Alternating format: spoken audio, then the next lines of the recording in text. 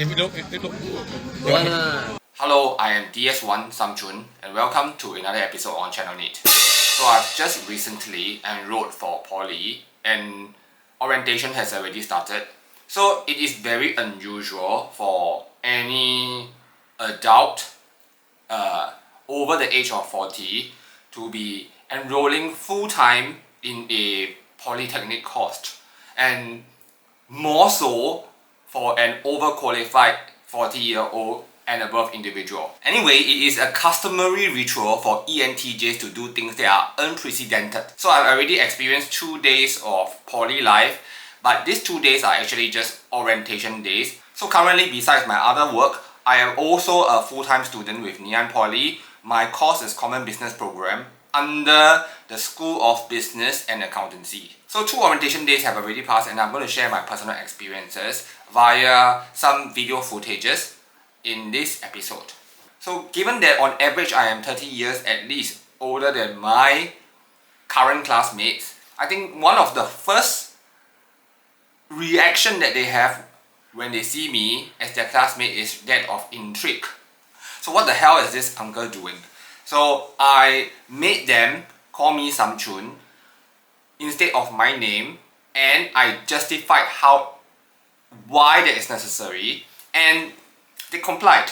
Basically, I think they are generally very respectful of boundaries set by others. My approach with these classmates is I decided to go on full disclosure, which means to say I am revealing as much information that is revealable to them, so they get to know why I am here or what kind of qualifications I have. Day 1, I noticed my classmates are very genuinely respectful and they can be quite entrepreneurial. So after knowing what I do, there are many people who wanted to get to know parts of what I do better, or they even initiated that it would be nice to have a collaboration with me in the future.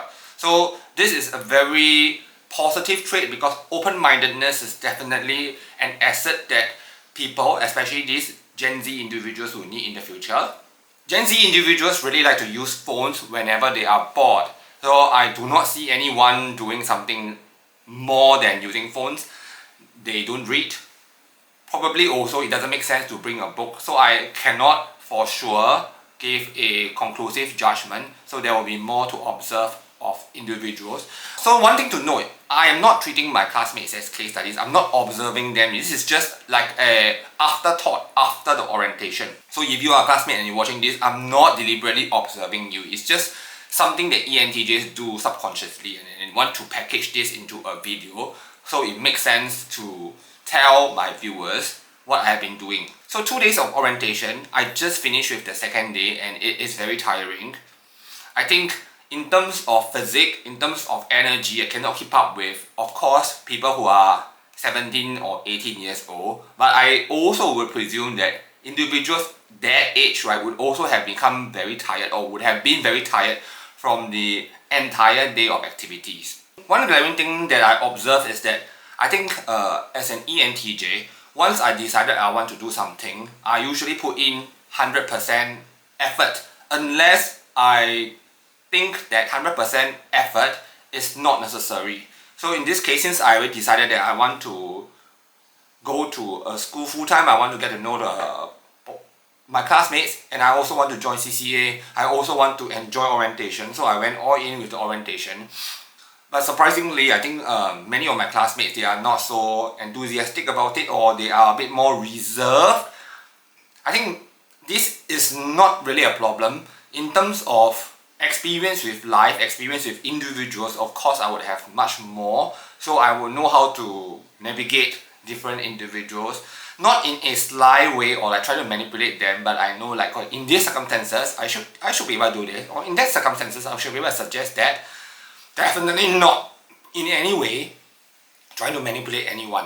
At this moment, after 2 days, I think that maybe Gen Zs are not so aggressive. They are more controlled because maybe they are still coming from a school, so they are more inclined to obey. Gen Z students on the surface might be a bit docile, but I think we need some time to really see whether this is because of the initial reservation that people have when encountering new environments.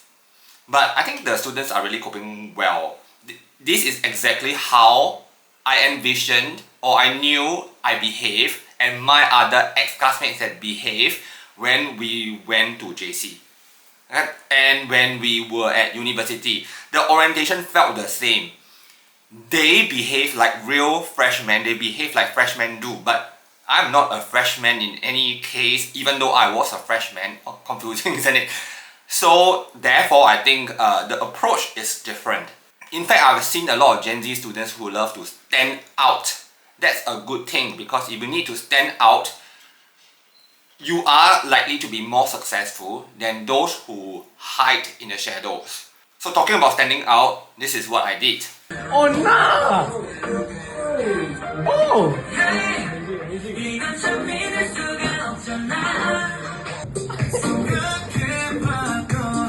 Hey, this is our classmate, by the way.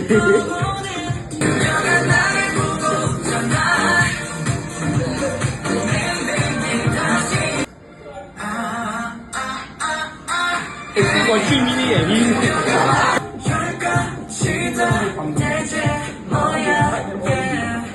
So next week officially, school will start.